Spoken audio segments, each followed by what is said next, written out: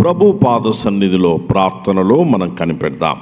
అలాగూ మనల్ని ప్రార్థనలో నడిపించు నిమిత్తం మన మధ్యలో సహోదరి శ్రీమతి వేదమణి జయజీవన్ గారు ప్రార్థనలో నడిపించారు. శ్రీమతి వేదమణి జయజీవన్ గారు. సబ్బాదినంలో మాకు ఇచ్చిన ఈ గొప్ప భాగ్యమును బట్టి మనం అందరూ కూడా తలలు వంచి ప్రార్థన చేసుకుందాం. ప్రేమ నమ్మకం కలిగిన దేవా, పరిశుద్ధుడు అయిన తండ్రి, నీకు వందనములు స్తోత్రములు చెల్లిస్తున్నాం. గత ఆదివారం నుంచి ఈ ఆదివారం వరకు ప్రభువా, నీ క్షేమము కింద మమ్మల్ని ఉంచిన దేవా, నీకు వందనములు స్తోత్రములు ప్రభువా. ఈ వారంలో ఎంతోమంది గతించి నిద్రిస్తున్నారు ప్రభువా, మాకైతే సజీవ లెక్కలో ఉంచినందుకే స్తుతి స్తోత్రాలు చెల్లిస్తున్నాం ప్రభువా. అన్ని వేళలా ప్రభువా, ఎండ దెబ్బ నుంచి కూడా ప్రభువా మమ్మల్ని అందరినీ కాపాడుతున్న దేవాది దేవునికి స్తుతులు స్తోత్రములు చెల్లిస్తున్నాం ప్రభువా. మరి సంఘంలో ప్రభువా జరుగుతున్నటువంటి అనేకమైన కార్యములు ప్రభువా, యథావిధిగా జరుగుతున్న కార్యములను బట్టి నీకు వందనాలు స్తోత్రాలు ప్రభువా. సంఘ పెద్దలను దీవించండి, సంఘ కార్యక్రమాల్లో తోడ్పాటులో నీ సహాయం వరకు అందించమని వేడుకొనిచున్నాం ప్రభువా. సంఘ పెద్దలను దీవించి ప్రభు అనేకమైన పనులు చేయుటకు వరకు శక్తిని జ్ఞానమును దయచేయమని వేడుకుంటున్నాను ప్రభువా. సంఘ సభ్యులను కూడా ప్రభువా దీవించండి, ప్రతి కుటుంబాన్ని దీవించండి ప్రభువా. ప్రతి కుటుంబంలో ప్రభువా ఏదో ఒక ప్రాబ్లమ్స్ ఉంటాయి ప్రభువా, ఆ ప్రాబ్లమ్స్ నీవే తీర్చాలి దేవా. ఆ కుటుంబంలో దుఃఖం ఉంటే ప్రభువా, దుఃఖాన్ని నీవే మాన్పు చేయమని అడుగుచున్నాం ప్రభువా. ఏమైనా అక్కర్లుంటే ప్రభు ఆ అక్కర్లను కూడా తీర్చి ప్రభు ఆ కుటుంబాన్ని ఆదుకోమని వేడుకొనిచున్నాం ప్రభువా. నేను ఆ సంఘంలో ప్రభు సండే స్కూల్ నడుపుతున్నటువంటి ఆ యొక్క భాగంలో ప్రభువా, మరి ఆ యొక్క దాన్ని కట్టాలని అనుకుంటున్నారు ప్రభువా. మరి అది కొంచెము వెనుకబడిపోతున్నది ప్రభువా. దాని గురించి ప్రార్థన చేస్తున్నాను, విజ్ఞాపన చేయుచుంటున్నాను ప్రభువా. అలనాడు ప్రభువా నెహెమ్యా ప్రభువా ఉపవాస ప్రార్థన నుండి ప్రభువా యెరూషలేము గోడలను కట్టినాడు ప్రభువా. మరి అలాగే జెరుబ్బయలు కూడా కలిసినైనా ఆ యొక్క గోడలను కట్టడానికి ప్రయత్నిస్తున్నప్పుడు ఎంతోమంది ప్రభువా దాన్ని వివాదము పెట్టి కట్టుకోకుండా చేసినారు. ప్రభు కార్యములు ప్రభువా జరుగుతాయి ప్రభువా.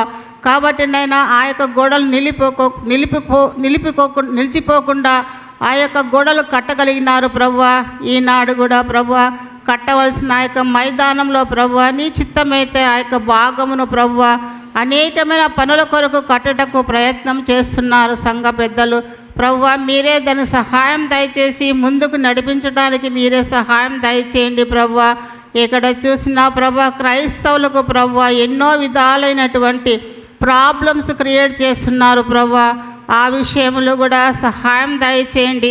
సువార్త ప్రకటించుచుండగా ప్రభువా వారికి ఏ ఆటంకం లేకుండా సహాయం దయచేయమని వేడుకొంచున్నాం.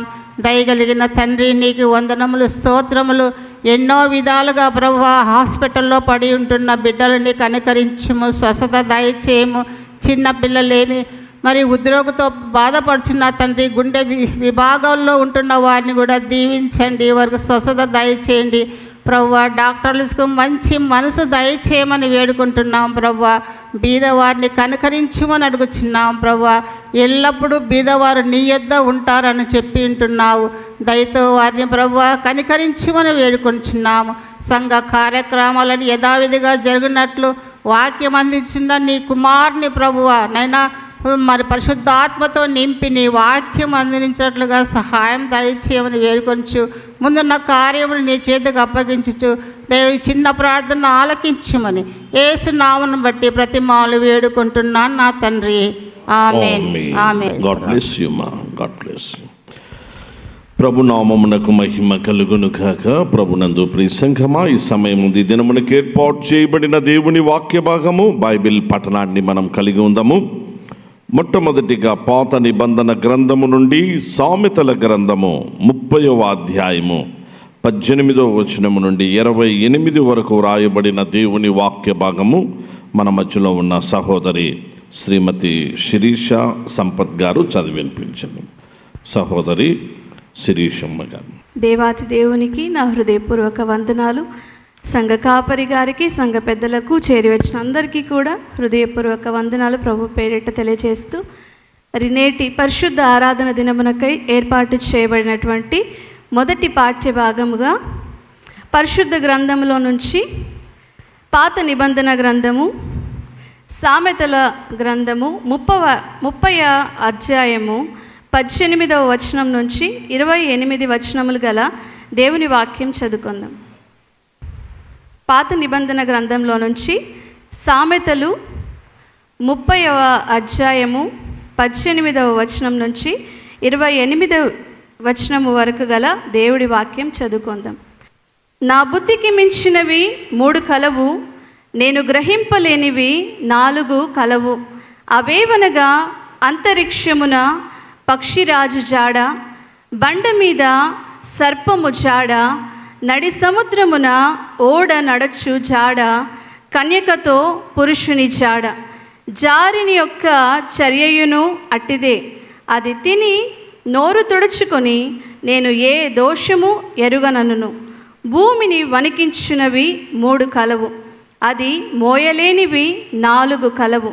అవేవనగా రాజరికమునకు వచ్చిన దాసుడు, కడుపు నిండా అన్నము కలిగిన మూర్ఖుడు, కంటకురాలయుండి పెండ్లి అయిన స్త్రీ, యజమానురాలికి హక్కుదారురాలైన దాసి. భూమి మీద చిన్నవి 4 కలవు, అయినను అవి మిక్కిలి జ్ఞానము కలవి. చీమలు బలములేని జీవులు, అయినను అవి వేసవిలో తమ ఆహారమును సిద్ధపరచుకొనును. చిన్న కుందేళ్ళు బలములేని జీవులు, అయినను అవి పేటు సందులలో నివాసములు కల్పించుకొనును. మిడతలకు రాజు లేడు, అయినను అవన్నీ పంక్తులు తీరి సాగిపోవును. బల్లిని చేతితో నీవు పట్టుకొనగలవు, అయినను రాజుల గృహములలో అది ఉండును. ఇంతటితో దేవుని వాక్యం సార్. God bless. తిరిగి 2వ భాగముగా ప్రియులారా, నూతన నిబంధన నుండి యూదా రాసిన పత్రిక 1వ అధ్యాయం ఉంటుంది. 11వ వచనం నుంచి 16వ వచనంలో వరకు వ్రాయబడిన దేవుని వాక్య భాగము మన మధ్యలో ఉన్న సహోదరులు సంపత్ కుమార్ గారు చదివిన. సంపత్ కుమార్. మంచిది. మన ప్రభువును రక్షకుడైన యేసుక్రీస్తు నామములో మీ అందరికీ హృదయపూర్వక వందనాలు తెలియజేసుకుంటున్నాను. ఈ అవకాశం ఇచ్చినటువంటి దేవునికి, సంఘ పాస్టర్ గారికి నా హృదయపూర్వక వందనాలు తెలియజేసుకుంటున్నాను. మంచిది. ఈ పరిశుద్ధ పునరుత్థాన దినమునకై ఏర్పాటు చేయబడినటువంటి 2వ పాఠ్య భాగము క్రొత్త నిబంధన గ్రంథం నుంచి యూదా గారు రాసినటువంటి పత్రిక 11వ వచనం నుంచి 16వ వచనం వరకు గల దేవుని వాక్యాన్ని చదువుకుందాం. క్రొత్త నిబంధన గ్రంథం నుంచి యూదా గారు రాసినటువంటి పత్రిక 11వ వచనం నుంచి 16వ వచనం వరకు గల దేవుని వాక్యాన్ని చదువుకుందాం. 11వ వచన ఆరంభం.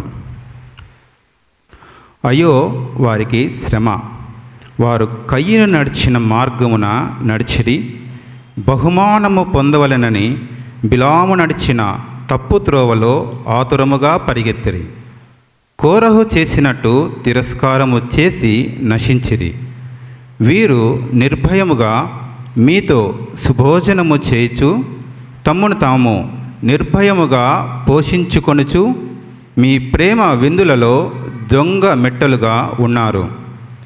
వీరు గాలి చేత ఇటు అటు కొట్టుకొని పోవు నిర్చల మేఘముగాను, కాయలు రాలి ఫలములు లేక 2 మారులు చచ్చి వేళ్లతో పెళ్ళగింపబడిన చెట్లుగాను, తమ అవమానమును నురుగు వెళ్ళగక్కువారై సముద్రం యొక్క ప్రచండమైన అలలుగాను, మార్గము తప్పి తిరుగు చిక్కులుగాను ఉన్నారు. వారి కొరకు గాఢాంధకారము నిరంతరము భద్రము చేయబడి ఉన్నది. ఆదాము మొదలుకొని 7వ వాడైన హానుకు కూడా వీరిని గూర్చి ప్రవచించి ఇట్లనెను, ఇదిగో అందరికీ తీర్పు తీర్చుటకును వారిలో భక్తిహీనులందరూ భక్తిహీనముగా చేసిన వారి భక్తిహీన క్రియలన్నిటిని గూర్చియు, భక్తిహీనులైన పాపులు తమకు విరోధముగా చెప్పిన కఠినమైన మాటలన్నిటిని గూర్చియు వారిని ఒప్పించుటకు ప్రభువు తన వేవేల పరిశుద్ధుల పరివారముతో వచ్చెను. వారు తమ దురాశల చొప్పున నడుచుచు లాభము నిమిత్తము మనుషులను కొనియాడుచు సనుగువారును తమ గతిని గూర్చి నిందించువారనై ఉన్నారు. వారి నోరు డంబమైన మాటలు పలుకును. దేవుడు తన భాగమును మన వెనుకల్లో ఆశీర్వదించునుగాక. అపోస్తలుల విశ్వాస సూత్రమును కలిగి ఉందాము. అందరూ కూడా కార్డు చేత పట్టుకొని అపోస్తలుల విశ్వాస సూత్రం చెప్పవలసిందిగా మనవి చేస్తున్నాం. ఆకాశములను భూమిని సృష్టించిన సర్వశక్తిగల తండ్రి అయిన దేవుని నేను నమ్ముచున్నాను. ఆయన అద్వితీయ కుమారుడును మన ప్రభు అయిన యేసుక్రీస్తును నేను నమ్ముచున్నాను. ఈయన పరిశుద్ధాత్మ వలన కన్యయగు మరియ గర్భమందు ధరింపబడి ఆమెకు పుట్టెను. పొంతి పిలాతు అధికారి అయి ఉన్న ఆ కాలమందు శ్రమపడి సిలువ వేయబడి చనిపోయి సమాధి చేయబడెను. అధోలోకములోనికి దిగెను. మరియు మూడవ దినమున ఈయన మృతులలో నుండి తిరిగి లేచి పరలోకమునకెక్కి సర్వశక్తిగల తండ్రి అయిన దేవుని కుడి చేతి వైపున కూర్చుండి ఉన్నాడు. సజీవులకును మృతులకును న్యాయము తీర్చుటకు అక్కడ నుండి ఆయన మరలా వచ్చును. పరిశుద్ధాత్మను నేను నమ్ముచున్నాను. పరిశుద్ధ సార్వత్రిక సంఘమును, భక్తుల అన్యోన్య సహవాసమును, పాప పరిహారమును, శరీర పునరుద్ధానమును, నిత్య జీవమును కలవని నేను నమ్ముచున్నాను. ఆమేన్. ప్రభునందు ప్రియ సంఘమా, మనము ప్రాముఖ్యమైన ఘట్టంలో ప్రవేశించబోతున్నాం. దేవుని వాక్యాన్ని మనము కలిగి ఉండేటువంటి సమయం కనుక దయచేసి వాక్య పరిచర్య కొరకు ప్రార్థన చేసుకొని మనము ప్రార్థనలో వాక్యంలో ముందుకు సాగిపోదాం. వాక్య పరిచర్య కొరకు ప్రార్థన మన మధ్యలో సహోదరులు జీవన్ పురుషోత్తం గారు ప్రార్థన చేయవలసిందిగా కోరుతున్నాం. పెద్దలు జీవన్ పురుషోత్తం గారు. కళ్ళు మూసుకొని తలలు వచ్చినట్టయితే ప్రార్థన చేసుకుందామండి. మహోన్నతుడు, సర్వశక్తిమంతుడు, ప్రేమామయుడైన యేసు క్రీస్తు వారి శుభప్రదమైన పరిశుద్ధమైన నామంలో ఆయనకు వందనాలు, స్తోత్రాలు చెల్లిస్తుంటున్నాం. నమ్మదగిన దేవా, ఈ యొక్క చివరి విశ్రాంతి దినమును ఈ మే మాసంలో మాకు అనుగ్రహించిన దేవా, మీకే స్తోత్రం చెల్లిస్తుంటున్నాం. దేవా, ఈ 2026 సంవత్సరంలో మరి ఈ మే మాసం వరకు మమ్మల్ని కాపాడారు, మీకు స్తోత్రం. మా పనులందేమి, మా రాకపోకల్లో కానీ, మా ప్రయాణాల్లో కానీ మీరు సహాయం చేసినందుకు స్తోత్రం చెల్లిస్తున్నాం. అది ఏ ప్రయాణమైనా కూడా మీరు ఆశీర్వాదకరంగా జరిగించినందుకు స్తోత్రం చెల్లిస్తున్నాం. నాయన, మరి మీ యొద్దకు వచ్చేవారిని మీరు ఎంత మాత్రం కూడా చేయి విడవని అన్నారు. మరి యొక్క పరిశుద్ధ దినమున ఇంతవరకు మరి చక్కని పాటల ద్వారా మీ యొక్క నామం మేము ప్రకటించగలుగుటకు మాకు ఇచ్చిన ధన్యతను బట్టి మీకు స్తోత్రం. మీ నరపతులను దర్శించుటకు వాడు ఏపాటి వాడు. నిజమే ప్రభా, మేమేపాటి వారం అయినప్పటికీ మీ ప్రేమ ఎంతో గొప్పది దేవానైనా. కనుక మేమెంతో తగ్గించుకొని ఈ సంధిలో జీవిస్తూ ఉంటున్నాం. హెచ్చించబట్టకు మేము ఏ మాత్రం వారం నాయన, ఎన్నిక లేని మమ్మల్ని మీరు జ్ఞాపకం చేసుకుంటున్నారు. మీ దయగల హస్తం చేత ఈ 2026 సంవత్సరంలో నడిపిస్తున్నారు. పరిచర్లో కానీ, స్వార్థ సేవల్లో కానీ, అలాగే సంగీత పరిచర్లో కానీ, అన్ని విషయాల్లో కూడా మీ కాపుదల మాతో ఉంచారు. మరి ఈ సమయంలో మరి మా సంఘ కాపరి గారు డాక్టర్ రెవరెండ్ సంపత్ విజయకుమార్ గారు వాక్యాన్ని అందించబోతుంటున్నారు. దేవా, ఆయన ద్వారా మీరు మాట్లాడండి. మాకు కావలసిన ఆత్మీయమైనటువంటి ఆహారం నాన్న మీరు మాకు అనుగ్రహించండి. దేవా, మా గృహాల్లో అయితే వ్యక్తిగత ఆహారం తీసుకుంటాం, కానీ ఈ మందిరంలోకి వచ్చిన తర్వాత ఆత్మీయంగా మేము బలపడాలి అంటే మా సంఘ కాపరి గారి ద్వారా అద్భుతమైన వాక్యం విని 30దంతలుగా 60దంతలుగా ఆత్మీయ స్థితిలో ఎదుగుటకు సహాయం చేయమని సమస్తమును మీ చేతకు అప్పగిస్తూ ఈ కార్యక్రమాలు ఇంతవరకు నడిపించిన దేవాకి ముందుకు కూడా చివరి వరకు నడిపించి మీరే మహిమ ఘనత ప్రభావాలు పొందుమని మా ప్రభును మా రక్షకుడు త్వరలో రానైన యేసుక్రీస్తు వారి పరిశుద్ధ నామములో ఈ కొద్ది విన్నపులు అడిగి వేడుకుంటున్నాం ప్రభా. ఆమేన్. Thank you. నీ జ్ఞానము పోల్చలేనిధి, నీ నీతి మార్పులేనిధి,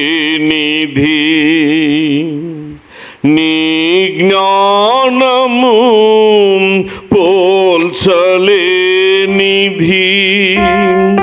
నీ నీతి మార్పులేనిధి, నీ న్యాయము చేర్పులేనిధి, నీ న్యాయము చేర్పులేనిధి, నన్ను పిలువా వచ్చినా నా ప్రభువా, నన్ను కలువా వచ్చినా నా ప్రభువా, ఎరుగనయా నిన్నెప్పుడు, ఎరుగనయా నిన్నెప్పుడు, నన్ను పిలువా వచ్చినా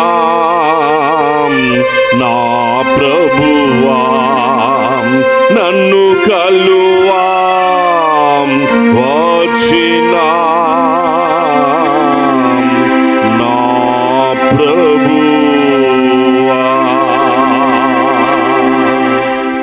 తండ్రి, నా నోటి మాటలు మా అందరి హృదయ ధ్యానములు నీ దృష్టికి అంగీకారములై నీకు మహిమకరములో మాకు ఆశీర్వాదకరమగును కాక.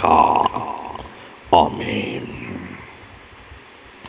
పరిశుద్ధ గ్రంథము నుండి ప్రియులారా, ఇవాల్టి మన టెక్స్ట్ సామెతల గ్రంథం పాత నిబంధన గ్రంథములు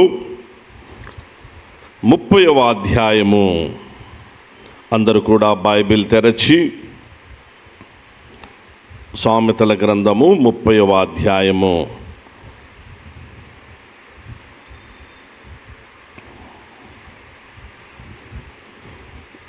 18, 19 వచనాలు.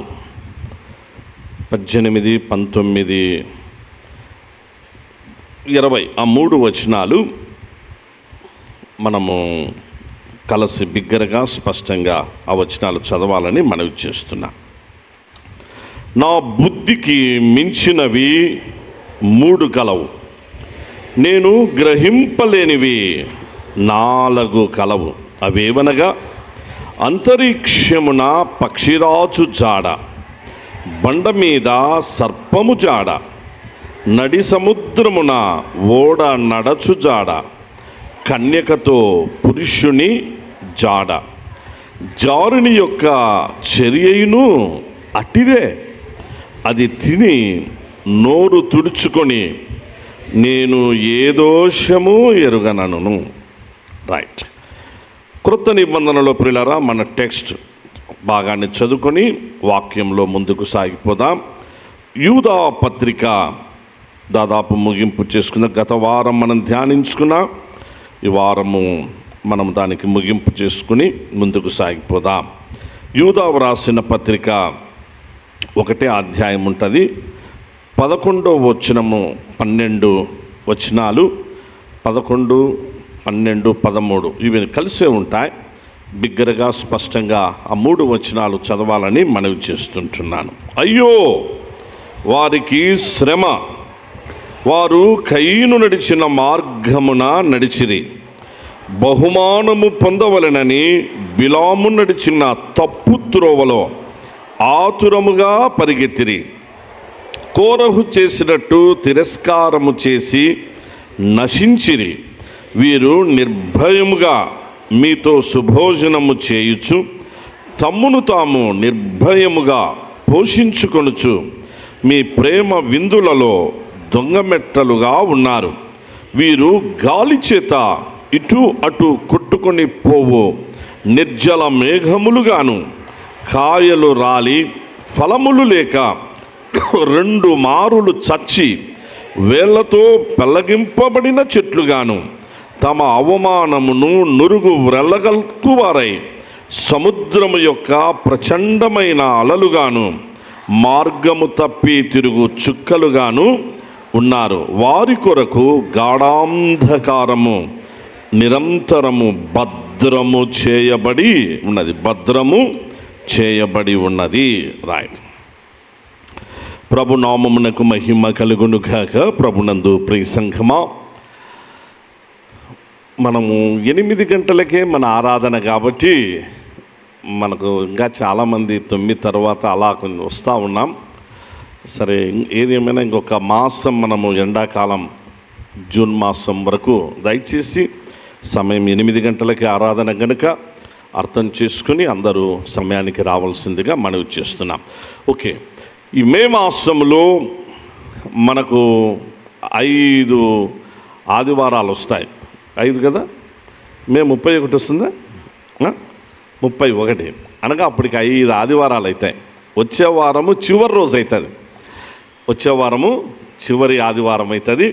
సో ఇది 4వ పరిశుద్ధ ఆదివారపు ఆరాధన కనుక ప్రభు తన మహాకృప చేత ఈ భయంకరమైన ఎండ వేడిమి పరిస్థితులన్నిట్లో కూడా మనల్ని, మన కుటుంబాలను, మన సంఘాన్ని అందరినీ కాపాడుతూ నేటికి మనలను సజీవుల లెక్కలో ఉంచి ఆయన సన్నిధానంలోనికి నడిపించారు. వీటన్నిటిని బట్టి ప్రభుకు మనం ఎంతైనా వందనస్తులమై ఉంటున్నాం. ఘనత, మహిమ, స్తుతి ప్రభు నామమునకే కలుగును కాక. ఈ ప్రత్యేక పరిశుద్ధ ఆరాధనకు విచ్చేసిన క్రీస్తునందు ప్రియ సంఘమంతటికి, సహోదర సహోదరులందరికీ కూడా యేసుక్రీస్తు వారి ఆశ్చర్యకర ఆశీర్వాదకర నామములో మీ అందరికీ శుభములను, వందనములను తెలియపరుస్తూ గొప్ప దేవుని గొప్ప వాక్యంలోనికి ప్రేమతో మిమ్మల్ని అందరినీ ఆహ్వానిస్తుంటున్నాం. ప్రియులారా, మనము గత వారంలో యూదా పత్రిక యొక్క ధ్యానంలో అక్కడ ఆగిపోయాం. మనము సామెతల గ్రంథాన్ని ధ్యానించుకునడానికి అక్కడ మనకు సమయము లేక, రెండవదిగా యూదా పత్రికలో కూడా మనము దాదాపుగా 70% ధ్యానం చేసుకొని మిగిలిన భాగం అలాగే ఉండిపోయింది. ఈరోజు మనము దాన్ని ముగించుకొని మనము రాబో దినాల్లో మరికొన్ని క్రొత్త ఆత్మీయ సత్యాలు, కొన్ని గ్రంథాలు, లేఖనాల్లో నుంచి అనేక గ్రంథాలు, అనేక పత్రికలు ఉన్నాయి, అనేక ప్రవచన గ్రంథాలు ఉన్నాయి. వాటిపైన మనం ధ్యానంలో ముందుకు సాగిపోదాం. యూదా పత్రిక యొక్క ప్రత్యేకత ఒకటి కాన్సెప్ట్ ఎప్పుడు గుర్తుపెట్టుకోండి ప్రియులారా. ప్రకటన గ్రంథానికి ముందే పరిశుద్ధాత్మదేవుడు యూదా ద్వారా పత్రికను వ్రాయించాడు. సో దానికంటే ముందుగా మళ్ళీ యోహాన్ గారు ప్రకటన గ్రంథాన్ని పద్మాసు ద్వీపం నుండి వ్రాసినటువంటి యోహాన్ గారే పత్రికలు రాశారు. 3 పత్రికలు రాశారు. అందులో దేవుని ప్రేమను విశేషముగా ఆయన ముందుకు చూపిస్తూ వచ్చారు. దాన్ని హైలైట్ చేశారు, దేవుని ప్రేమ అగాపేను గురించిన విషయాలు. సో పత్రికలు, ప్రకటన గ్రంథానికి మధ్యలో యూదా పరిశుద్ధాత్మ ప్రేరణతో వ్రాసిన ఈ పత్రిక, ఇది మనకు ఒక వంతెన, ఒక వారధి లాంటిది, వంతెన లాంటిది, బ్రిడ్జ్ అనేటువంటి విషయం. దయచేసి ఇది గుర్తుపెట్టుకుంటే నెక్స్ట్ మనం మంచిగా ముందుకు సాగిపోవచ్చు. దేవుని ప్రేమ, యేసుక్రీస్తునందు తండ్రి తన ప్రేమను ఎలా ప్రత్యక్షపరిచాడో, యేసుక్రీస్తునందు అది ఎలా ప్రత్యక్షపరచబడిందో ఆ యోహాన్ గారి పత్రికల్లో మనకు కనిపిస్తుంది. తిరిగి ఆ ప్రకటన గ్రంథానికి వచ్చినప్పుడు భవిష్యత్తులో జరగబోతున్నటువంటి విషయాలు ఎక్కువగా తెలియపరచబడ్డాయి. జరిగిపోయిన విషయాలు క్లుప్తంగా 1-2 అధ్యాయాల్లో ఉండిపోతే తరువాత things that are going to take place, that are going to happen, ఎస్కటోస్ను గురించినటువంటి విషయాలు ఎక్కువగా ప్రకటన గ్రంథంలో. అందుకే అందరూ ఎక్కువ ఇష్టపడతారు ప్రకటన గ్రంథాన్ని ధ్యానించుకోవాలి, తెలుసుకోవాలి, ఇంకా నేర్చుకోవాలి.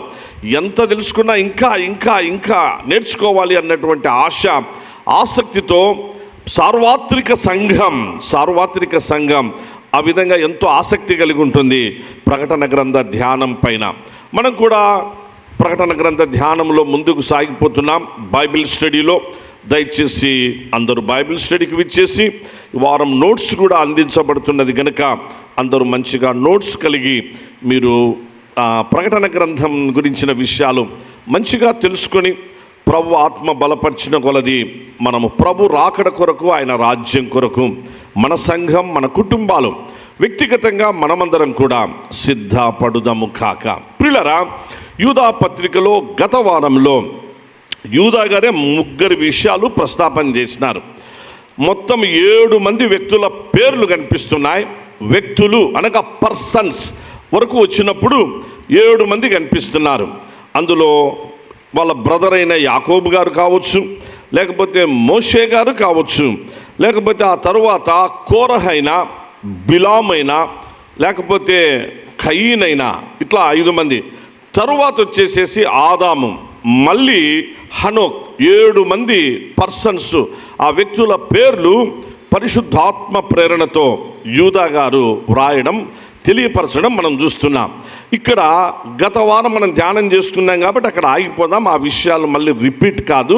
ఇప్పుడైతే మరొక క్రొత్త సంగతి ఏమనగా, ఏదైతే మనము బ్రిడ్జ్, ఇది వంతెన అనుకున్నామో, క్రొత్త నిబంధన, ఇక్కడ కూడా 2 వ్యక్తులు మనకు కనిపిస్తూ ఉన్నారు. అందులో ఒకరు మోషే, మరొక వ్యక్తి హనోక్. మోషే, హనోక్, వీళ్ళిద్దరూ మనకు అక్కడ కనిపిస్తూ ఉన్నారు. మోషేను గురించి ఎక్కడ ప్రస్తాపన వచ్చింది అనంటే, దేవదూత అలాగూ కెరూబైనటువంటి మిఖాయేలు గారు. దయచేసి చూడండి, ఆ భాగం చదవండి. మోషేను గురించి యూదా గారు పరిశుద్ధాత్మ ప్రేరణతో ఏం రాశారో మనం చూస్తే మనకు అర్థమవుతుంది. ఆ విధంగా మనం ముందుకు సాగిపోవచ్చు. మోషేను గురించి ఏం రాశారు, ఇది కూడా చాలా అద్భుతమైన విషయం, మనమందరం తెలుసుకోవాలి. దయచేసి 8-9 వచనాలు. అటువలనే వీరును కలలు కనుచు, శరీరంను అపవిత్రపరుచుకొంచు, ప్రభుత్వమును నిరాకరించుచు, మహాత్ములను దూషించుచు ఉన్నారు. అయితే ప్రధాన దూత అయిన మిఖాయేలు అపవాదితో వాదించుచు, మోషే యొక్క శరీరం గూర్చి తగ్గించినప్పుడు దూషించి తీర్పు తీర్చ తెగింపక ప్రభు నిన్ను గద్దించుగాక నేను. వీరైతే తాము గ్రహింపని విషయం గూర్చి దూషించువారై వివేక శూన్యములకు మృగముల వలె వేటిని స్వాభావికంగా ఎరుగుదురో వాటి వలన తమ్మును తాము నాశనం చేసుకొంచున్నారు. రైట్, ఇక్కడ చూడండి, ప్రస్తాపన ఒక ఆర్గ్యుమెంట్, ఒక వాదం, ఒక వివాదం ఎవరి మధ్యలో జరుగుతుందంటే ప్రియులారా, యూదా గారు ఈ పత్రిక రాసేటప్పుడు చూడండి ఎంత పరిశుద్ధాత్మదేవుడు ఎక్కడ ఎలాంటివి ఎవరి ద్వారా హైలైట్ చేస్తూ వచ్చారో మనమందరము తెలుసుకునేదానికి ఎంతగా ఆ విషయాలు, ఇది ఒక వారధిగా, ఒక వంతెనగా, ఒక బ్రిడ్జిగా ఉంచారనేటువంటిది మనకు అర్థమైపోతుంది. మోషే గారి యొక్క మరణాన్ని గురించి, మోషే జీవితాన్ని గురించి కాదు సుమా. మోషే ఇట్లా జీవించాడు అట్లా జీవించాడని కాదు. మోషే మరణాన్ని గురించి మిఖాయేలు దూతతో అపవాది సాతాను మాట్లాడుతూ ఉన్నాడు. చూసారా? ఎందుకంటే ఒకప్పుడు అపవాది, వాని పేరు లూసిఫర్గా ఉన్నప్పుడు వీళ్ళందరూ ఫ్రెండ్స్. లూసిఫర్, మిఖాయేలు, గాబ్రియేలు వీళ్ళందరూ దేవుని సన్నిధిలో ఉండేటువంటి వారు. వీళ్ళంతా కెరూబులు అన్నమాట. దేవునికి చాలా డైరెక్ట్గా దేవునితో సన్నిహితమైనటువంటి, ఆయన సన్నిధిలో సన్నిహితమైనటువంటి ఆ సంబంధాన్ని కలిగి అలాగూ దేవునితో ఆ సహవాసం కలిగి ఉండేటువంటి వాళ్ళు. అందులో వీడు అలాగూ తప్పుదారి బట్టి మనమందరం ఎరుగుదుము, లూసిఫర్ అపవాదిగా మార్చబడ్డాడు. లూసిఫర్ గర్వాంధుడై దేవుని స్థానాన్ని కోరుకొని తాను లూసిఫర్ అపవాదిగా, సాతానుగా, ఆది సర్పంగా, ఘట సర్పంగా చేయబడుట మనం చూస్తూ ఉన్నాం. కాబట్టి ఇంకా వాని గురించి ఎక్కువగా మాట్లాడుకోవడం మనకు మంచిది కాదు, సాతాను గురించిన విషయాలు. అయితే వీడు ఎవరిని గురించి ప్రస్తావన చేస్తున్నాడు? అక్కడ మిఖాయేలు కెరూబైనటువంటి ద గ్రేట్ వారియర్ అయినటువంటి మైకల్ అనే ఏంజల్తో, ఆ కెరూబుతో సాతాను ఈ విషయాలు మాట్లాడుతూ ఉన్నాడు. ఏంటి, మోషే డెడ్ బాడీ ఎక్కడుంది? మోషే డెడ్ బాడీ అసలు నువ్వు చూడలేదా? నీకు కూడా చెప్పలేదా? అంటే ఈయన అన్నీ ఇట్లే ఉంటాయి. ఎవరి అపవాది అంతా కూడా వాడి తర్కం అంతా ఎట్లుంటుంది అంటే, అసలు ఏంటి, ఎక్కడ ఆయన బాడీ పెట్టినారు? అందరి బాడీస్ అన్నీ కూడా ఉన్నాయి కదా, అందరి బాడీస్ ఎక్కడెక్కడ ఎవరెవరు చనిపోయినారో నాకు అందరూ తెలుసు, నాకు అందరి కథ తెలుసు, ఎవరు డెడ్ బాడీస్ ఎక్కడ పెట్టినారో నాకు అన్నీ తెలుసు. ఎవరంటున్నాడు? అపవాది. కానీ మోషే డెడ్ బాడీ ఎక్కడుందో తెలియదు. నీకు తెలిసింటుంది గ్యారెంటీ. నువ్వు ఎందుకంటే దేవునికి చాలా దగ్గరగా ఉంటావు, నువ్వు మిఖాయేలు కెరూబువు. కాబట్టి ఎక్కడ పెట్టినారు? ఆయన బాడీని ఇంతగా దాని ఒక మిస్టరీగా, అనగా దాని ఒక మర్మంగా, మోషే డెడ్ బాడీ ఒక మర్మయుక్తంగా చేయాల్సిన అవసరం దేవుడికి ఏముందంటావు? ఇవి వాళ్ళ వాదనలు. తెలుసుకొని ఏదో అనవసరమైనటువంటి ఇన్ఫర్మేషన్ తీసుకొని అనవసరమైన ఇన్ఫర్మేషన్తో మిఖాయేలును కూడా రాంగ్ రూట్లోనికి నడిపించడానికి అపవాది చేసే తంత్రం. ఆల్రెడీ కొంతమందిని వాడు ఏం చేసినారంటే రాంగ్ రూట్లోనికి నడిపించి వాళ్ళందరూ కూడా దేవుని సన్నిధి నుంచి వాళ్ళందరూ దూరం చేయబడినటువంటి పరిస్థితులు మనము అక్కడే వ్రాయబడ్డాయి. అక్కడ చూడండి ఏం చేసినాడు అపవాది. ఆల్రెడీ కొంతమందిని రాంగ్ రూట్లోనికి నడిపించినాడు. వాడు పతనమయ్యేది గాక వాడిని నమ్మిన మిగిలిన వాళ్ళందరినీ కూడా పతనములోనికి నడిపించినాడు. ఎక్కడ ఉంది? 6వ వచనం నుంచి 6వ వచనం. తమ ప్రధానత్వమును నిలుపుకొనక తమ నివాస స్థలమును విడిచిన దేవదూతలను. అది ఎవరంటే వీళ్ళు దేవదూతలు తమ నివాస స్థలమును, వాళ్ళ నివాస స్థలం ఎక్కడ? పరలోకం, దేవుని సన్నిధి, ప్రభుత్వం ఉండేవాళ్ళు. అందులో తమ ప్రధానత్వం అంటే ఇంకా చాలా మంచి, చాలా క్లోజప్, చాలా దగ్గరగా, ఒక మంచి హై స్టాండర్డ్స్లో ఉండేటువంటి పరిస్థితి వీళ్ళది. సో ఆ దేవదూతలకి ఏమొచ్చింది? చదవండి. మహాదినం ఒకటి ఉంది. యెహోవా మహాదినం సమీపమవుతుంది. జెఫన్యా ప్రవక్త, హగ్గాయి ప్రవక్త, నెక్స్ట్ జకరియా ప్రవక్త, యెషయా ప్రవక్త, అందరి ప్రవక్తల ప్రవచనాలు, ఇర్మియా, యెహెజ్కేలు, చాలామంది వ్రాసిన మహాదినం. ఆ మహాదినమున తీర్పు జరుగుతుంది. తీర్పు వరకు వాళ్ళందరూ ఎక్కడ పెట్టబడినారు? ఇప్పుడు కటిక చీకటిలో నిత్య పాశములతో ఆయన బంధించి భద్రము చేసెను. అనగా దేవదూతలు దేవునికి వ్యతిరేకంగా పాపం చేసిన వీళ్ళందరినీ ఆయన బంధించేసినాడు. కటిక చీకట్లో, భయంకరమైన కటిక చీకటిలో, దానే గాఢాంధకారము అన్నారు. అందులో బంధించి భద్రం చేసినాడు. ఇంకేమంటున్నారంటే నెక్స్ట్ ఎవరు ఆ పరిస్థితుల్లోనికి వెళ్తారు? ఆ గాఢాంధకారంలోనికంటే కయీను లాంటి మనసు కలిగిన వారు, బిలాము లాంటి మనసు కలిగిన వారు, అలాగూ కోరహు లాంటి మనస్సు కలిగిన వారు, అలా ప్రవర్తించే వాళ్ళు, దేవునికి వ్యతిరేకంగా ప్రవర్తించేటువంటి వీళ్ళందరికీ కూడా ఏముందంట? వీళ్ళని నమ్ముకున్న వాళ్ళు, వీళ్ళ దాకా ప్రవర్తించే వాళ్ళందరికీ కూడా 13వ వచనమ్మా. తమ అవమానమును నురుగు వెలుగ్రకు వారై సముద్రము యొక్క ప్రచండమైన అలలుగాను మార్గము తప్పి తిరుగు చుక్కలుగాను ఉన్నారు. వారి కొరకు గాఢాంధకారము నిరంతరము భద్రము చేయబడింది. చూసారా పిల్లరా? దేవదూతలు ఆ కటిక చీకటిలో నిత్య పాశములతో వారు బంధించబడి ఉన్నారు.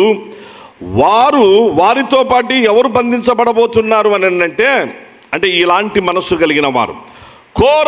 కయీను గత వారంలో తెలుసుకున్నాం. వేషధారి, వేషధారి అనగా అర్హతతో రాలేదు, అర్పణతోనే వచ్చినాడు, తెలుసుకున్నాం, అయిపోయింది. రెండవ వ్యక్తి అక్కడ బిలాము, సాక్షాత్తు దేవుని ప్రవక్త, గొప్ప గొప్ప ప్రవచనాలు చెప్పిన ప్రవక్త.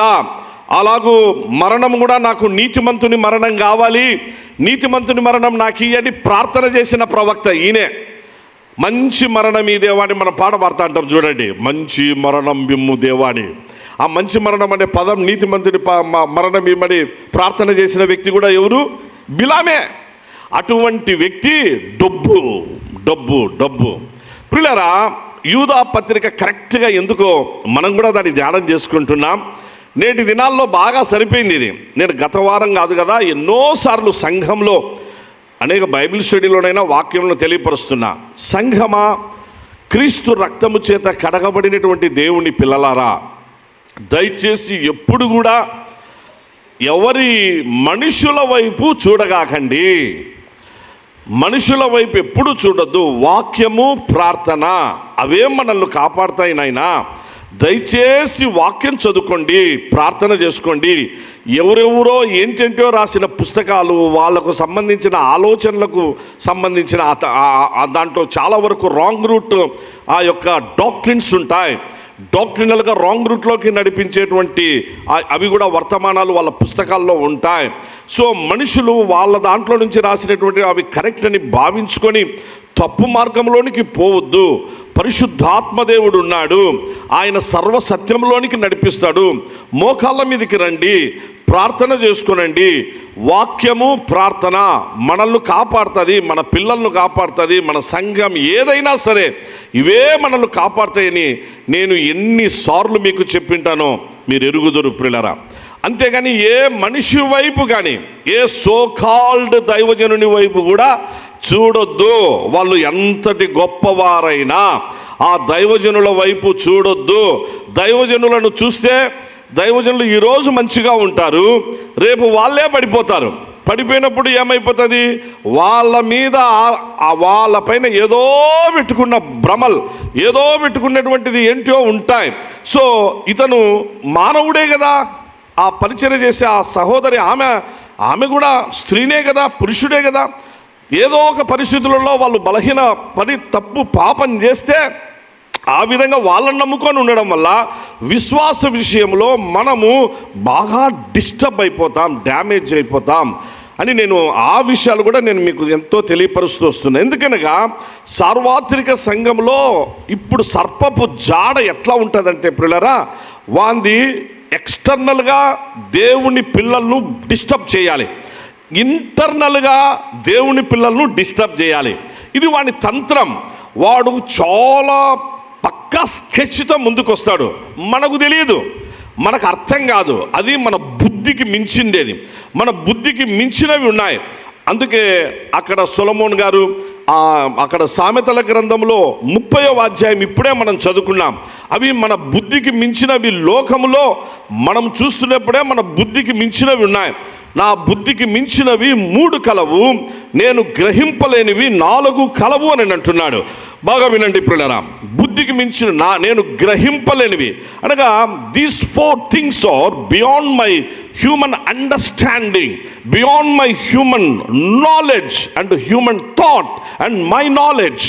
ఇవి నాకు అందవు, నాకు అర్థం కావు. అందులో ఒకటి అంతరిక్షమున పక్షిరాజు జాడ ఎట్లుంటుందో నాకు అర్థం కాదు. రెండవది బండ మీద సర్పము జాడ ఎట్లుంటుందో నా బుద్ధికి మించిండేది. మూడవది నడి సముద్రమున ఓడ నడచు జాడ, అది నాకు అర్థం కాదు. నాలుగవది కన్యకతో పురుషుని జాడ. ఎవరెవరు ఎప్పుడు ఎలాంటి దొంగ సూపులు చూసుకుంటా అంటారు, ఎట్లా ఏం ఐస్ ఎట్లా కనెక్ట్ అవుతాయి, మిగిలిన అన్నీ కూడా ఎలా కనెక్ట్ అవుతుంటుంది, సెల్ ఫోన్లో ఆ తర్వాత ఎట్లా కనెక్ట్ అయిపోతారు, ఎక్కడ రాంగ్ రూట్లోకి వచ్చారో ఎట్లా పడిపోతారో, ఏం బోల్తాలు జరుగుతాయో, ఇవన్నీ కూడా ఎట్లుంటాయంటే ఇవి బియాండ్ అండర్స్టాండింగ్. ఇవి అర్థం కావు. ఇవి ఎవరికి? తల్లిదండ్రులకు అర్థం కావు, ఎవరికి అర్థం కావు. అంతా జరిగిపోయిన తర్వాత మళ్ళీ అర్థమవుతా ఉంటాయి. తర్వాత అంతా ఎత్తిపోతల పథకానికి వచ్చినప్పుడు అర్థమవుతాయి. సో ముందుగానే పరిశుద్ధాత్మదేవుడు వ్రాయించినాడు. అందుకే జాగ్రత్త సుమ ఈ 4 విషయాల్లో. ఇందులో బండ మీద సర్పము జాడ. బండ ఆత్మీయంగా మనం ధ్యానం చేసినప్పుడు నేను మీకు చాలాసార్లు చెప్పిన దేవుని వాక్యంలో బండ, రాయి, యేసుక్రీస్తు ప్రభుకు అవి సాదృశ్యంగా ఉంటూ ఉన్నాయి. ఆ ఇల్లు కట్టువారు నిషేధించిన రాయి మూలకది ఏమైంది పిల్లరా? తలరాయి. అది అడ్డురాయియు అడ్డుబండయు ఆయను అంటది. ఎవరినా అడ్డురాయి అడ్డుబండ ఎవరు? యేసుక్రీస్తే. కాబట్టి బండ క్రీస్తే. మనం కొరింథీ పత్రిక 10వ అధ్యాయం మొదటి 2-3 వచనాల్లో మనం చూస్తూ ఉన్నాం. వారు ఆత్మ సంబంధమైనటువంటి ఆహారమును భుజించిరి, తమ్మును వెంబడించిన ఆత్మ సంబంధమైన బండలోనిది త్రాగిరి. ఆ బండ, అందరు చెప్పాలి, ఆ బండ సంఘం బాగా గట్టిగా, ఆ బండ. ఎస్. కాబట్టి బండ యేసుక్రీస్తు అయినప్పుడు బండ మీద ఇప్పుడు సర్పపు జాడ. యేసుక్రీస్తు ప్రభు ఆ బండ దేనికి సాదృశ్యంగా ఉందంటే బండ సందులలో ఎగురు పావురము అనగా పరమగీతాల ధ్యానాలు ఇక్కడ మనం చేస్తూ ఇవన్నీ కూడా ఒకదానికొకటి కనెక్ట్ చేయబడి ఉంటాయి ఆత్మీయంగా. అందుకోసమని ఇంకా నేను మళ్ళీ మూలాల్లోకి వెళ్ళిపోవడం లేదు, మీకు ఆల్రెడీ తెలుసు. కాబట్టి ఇప్పుడు బండ మీద సర్పపు జాడ అంటక యేసుక్రీస్తు ప్రభు తన స్వరక్తమిచ్చి సంపాదించిన సంఘం ప్రియులారా.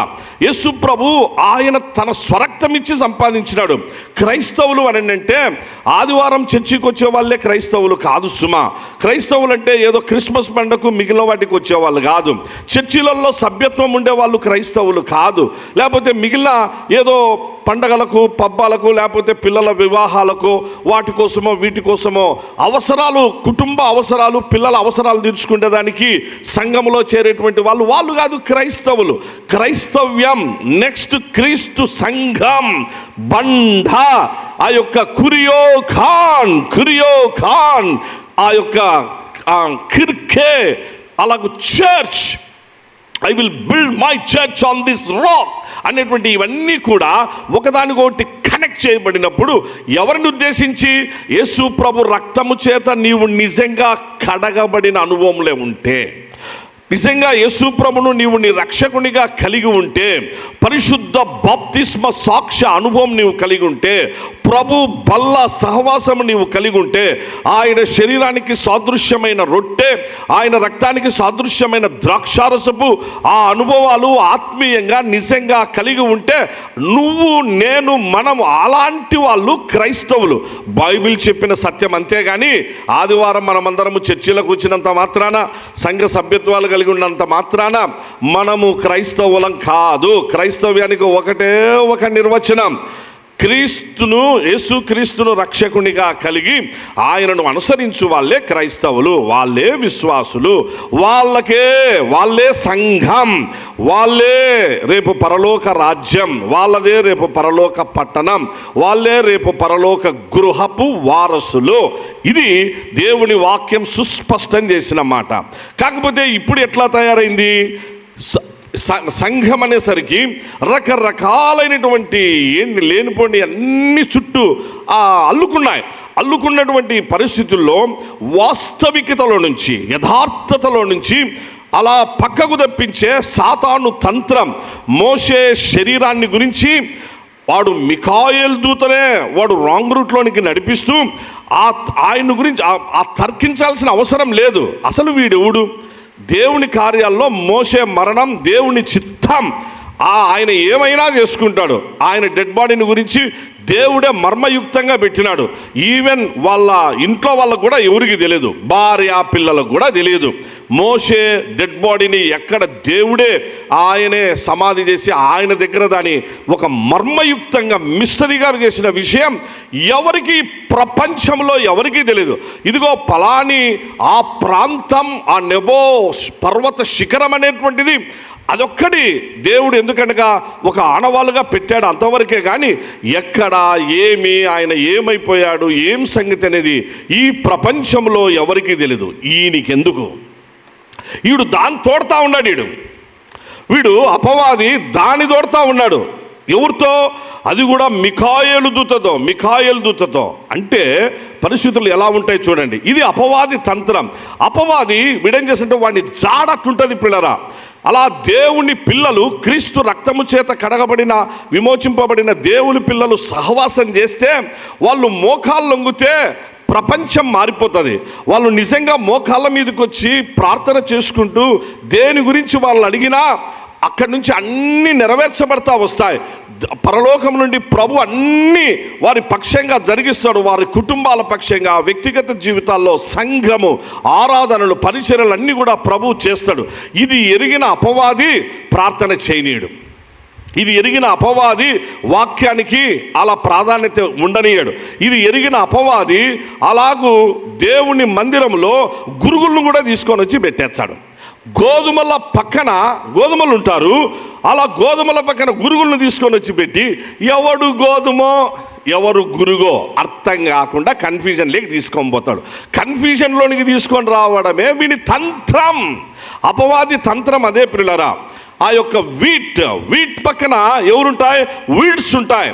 ఇది ఎవరో చెప్పిన మాట కాదు సుమా, సాక్షాత్తు యేసు ప్రభువే చెప్పినటువంటి మాట. అందుకే నేను మీకు సవినయంగా మనవి చేస్తూ ఉంటున్నా, బండ మీద సర్పము జాడ, దేవుని మందిరములో, దేవుని జీవము కలిగిన దేవుని సంఘములో సర్పపు జాడ, సంఘములో సర్పపు జాడ ఉంటుంది, ఖచ్చితంగా ఉంటుంది, ఉండి తీరుతుంది. థియలాజికల్ కాలేజీలోనే, సెమినరీస్లో, పెద్ద పెద్ద సెమినరీలు, పెద్ద పెద్ద థియలాజికల్ కాలేజ్, యూనివర్సిటీస్లో అక్కడే ఉంటాడు, వాడు తిరుగుతూ ఉంటాడు. మా ప్రొఫెసర్ మాకు చెప్పిన మాట, మాకు నేర్పిన వాక్యం అది, ఆయన మాకు నేర్పిన ఉపదేశం. వీడు ఇక్కడే తిరుగుతూ ఉంటాడు బాబు అని అన్నాడు. సార్ ఎన్ని గట్స్ ఉండాలి సార్ వానికి తిరగడానికి? ఏంటి సార్, థియలాజికల్ ఇన్స్టిట్యూషన్, ఇంత పెద్ద సెమినరీలో ఇంత పెద్ద మనకు మంచి చాపెల్ ఉంది, ఇన్ని ప్రార్థనలు జరుగుతున్నాయి, వానికి ఎన్ని గడ్స్ ఉంటాయి సార్ తిరిగితే? అరే పిచ్చోడా, వాడు తిరిగేది ఇక్కడే రాడా అని చెప్పేసారు అన్నాడు. ఏం సంగతి అంటే, ముందు మిమ్మల్ని డిస్టర్బ్ చేయాలా. పాస్టర్ ట్రైనింగ్కి వచ్చింటారే, వాక్యం చదువుకొని ఇక్కడ నేర్చుకోవాలని వచ్చినారే, వాక్యం చదువుకొని నేర్చుకొని వచ్చిన మిమ్మల్ని డిస్టర్బ్ చేస్తే మీరు వెళ్ళి సంఘాలను డిస్టర్బ్ చేస్తారు, మీరు వెళ్ళి విశ్వాసుల కుటుంబాలను డిస్టర్బ్ చేస్తారు, మీరు వెళ్ళి అందరినీ డిస్టర్బ్ చేసేసి సంఘాల్లో చీలికలు తెచ్చి సమస్యలు చేసి ఇవన్నీ కూడా మీరు ఆ విధంగా చేసి పెడతారు. ఇది వాడి తంత్రం. కాబట్టి వాడు ఇక్కడే తీసుకొని వస్తాడు, ఇక్కడ సమస్యను పుట్టిస్తాడు. రెండవది, తర్వాత సంఘం, చర్చ్. వాడు ఎప్పుడు చర్చి చుట్టూరే తిరుగుతూ అంటాడు.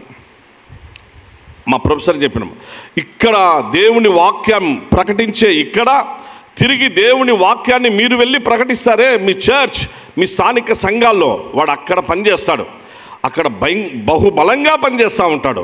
అది మీరు తెలుసుకోకపోతే, ఇది సాతాను తంత్రమని గ్రహించకపోతే, ఏదో ఇంకా మీరు వేరుగా భావించుకుంటే ఆ గాఢాంధకారంలోనికి వెళ్ళిపోతారైనా. వానికి కావాల్సింది అదే, అందరూ గాఢాంధకారంలోకి వెళ్ళిపోతారు.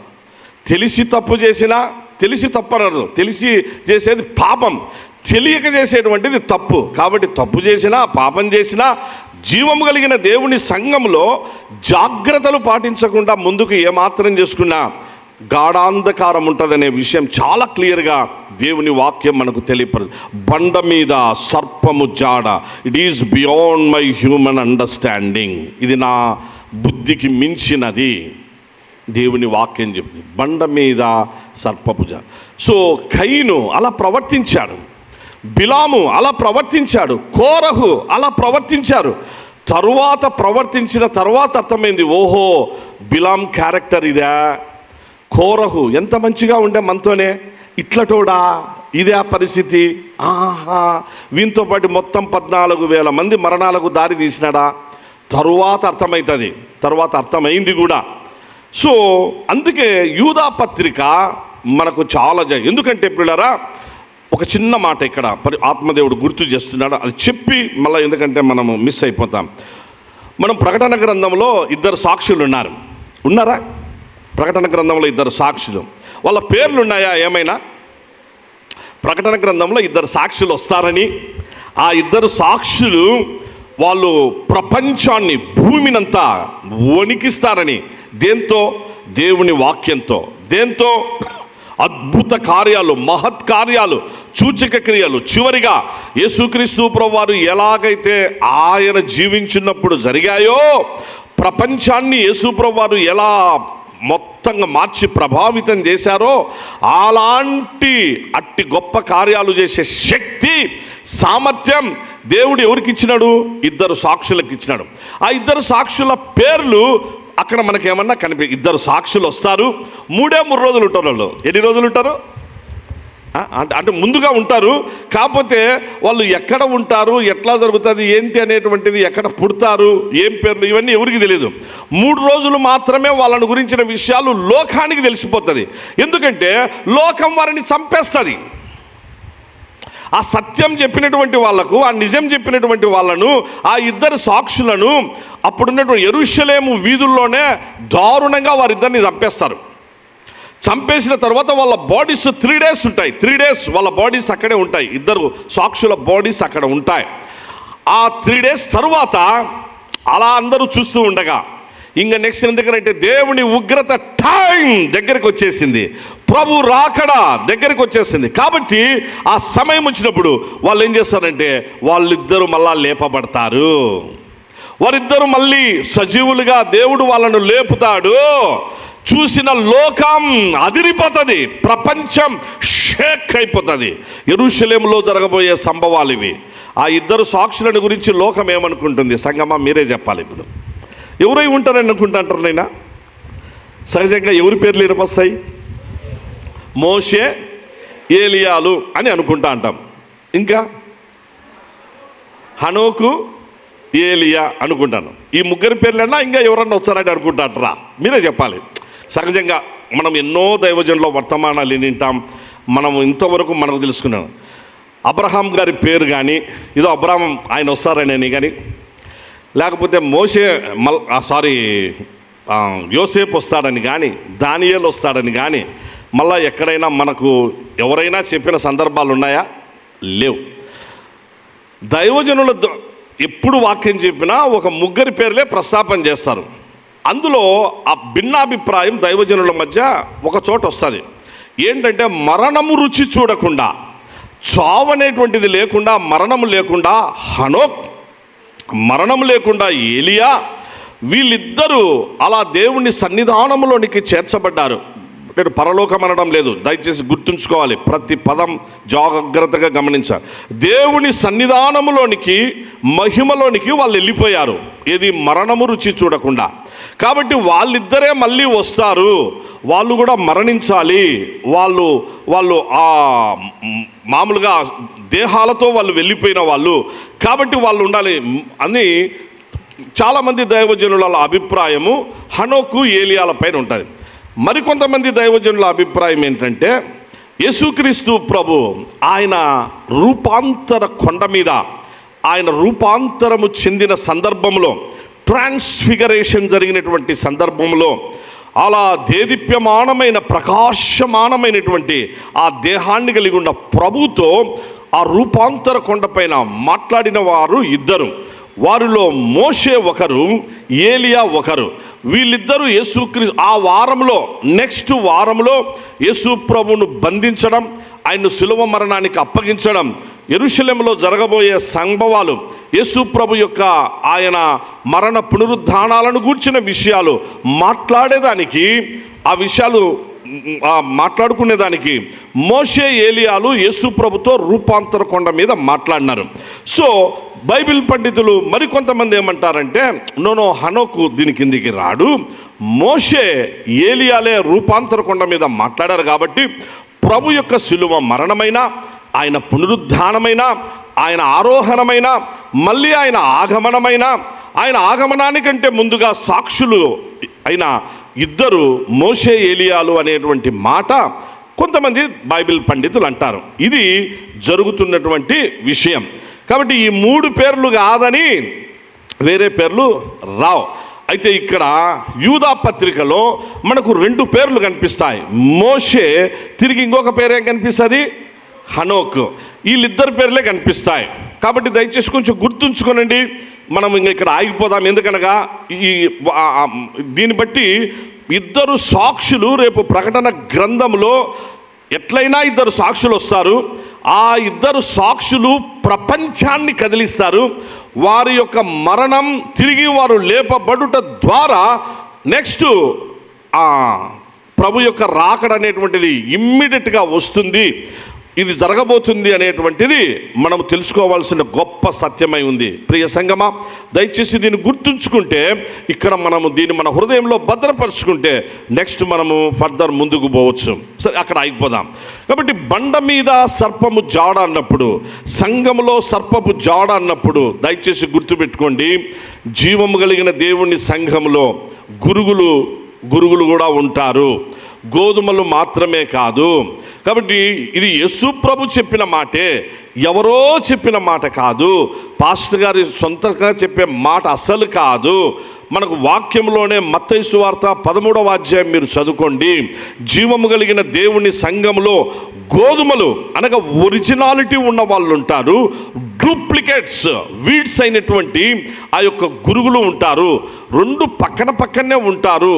వాళ్లకు సమానంగా సూర్యరశ్మి వస్తూ ఉంటుంది, సమానంగా వర్షం పడితే వాళ్ళ మీదనే పడతా ఉంటుంది. వర్షము సమానం, ఎండ వేడిమి సూర్యరశ్మి సమానం, గాలి సమానం, నీరు సమానం, అన్నీ సమానం. చివరకు వాళ్ళు కోత కోయబడేటప్పుడు ఒకే కొడవలి కిందికి కూడా వస్తారు. గురుగులు అంటాయి, గోధుమలు మీకు మాకు ఏం ప్రత్యేకత, అందరం కలిసే ఉంటున్నాం అని చెప్పేసి ఇంకా ఒక రకంగా గురుగులే వాళ్ళు డామినేట్ చేస్తూ హెచ్చింపబడుతూ వాళ్ళు ఆ విధంగా ముందుకు పోతూ ఉంటారు. గోధుమలు బాధపడుతూ ఉంటారు, చాలా బాధపడుతుంటారు. ఎందుకనగా గురుముగ్గుల డామినేషన్ను చూసి యేసుప్రభు వారు ఈ మాటలన్నీ చెప్పినారు, మీరు మత్తయి సువార్త 13.